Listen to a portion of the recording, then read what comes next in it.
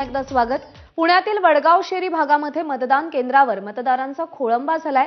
गेल्या अर्ध्या तासापासून मतदार रांगेतच उभे आहेत। पुणे इंटरनॅशनल स्कूल मतदान केंद्रावरती सगळा गोंधळ झालाय। ईव्हीएम चालत नसल्यामुळे मतदारांचा खोळंबा झाल्याचं पाहायला मिळतंय।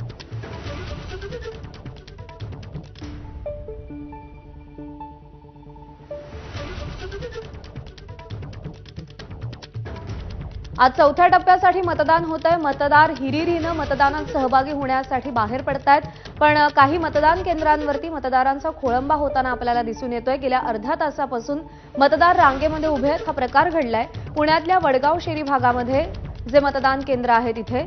पुणे इंटरनॅशनल स्कूल मतदान केंद्रावरती हा सगळा गोंधळ झालाय। अर्थात या ईव्हीएम मशीन मधल्या ज्या काही तांत्रिक अडचणी आहेत त्या दूर करून मतदान पुन्हा एकदा सुरळीत सुरू करण्याचे प्रयत्न तिथल्या निवडणूक कर्मचाऱ्यांकडून सध्या केले जात आहेत। पण ईव्हीएम चालत नसल्यामुळे मतदारांचा खोळंबा झालाय। गेल्या अर्ध्या तासापासून मतदार रांगेमध्ये उभे आहेत। आधीच मतदानाची घटलेली टक्केवारी हा चिंतेचा विषय ठरत असताना अशा पद्धतीने मतदारांचा खोळंबा झाल्यामुळे मतदारांमध्ये सुद्धा मोठ्या प्रमाणात नाराजी दिसून येते।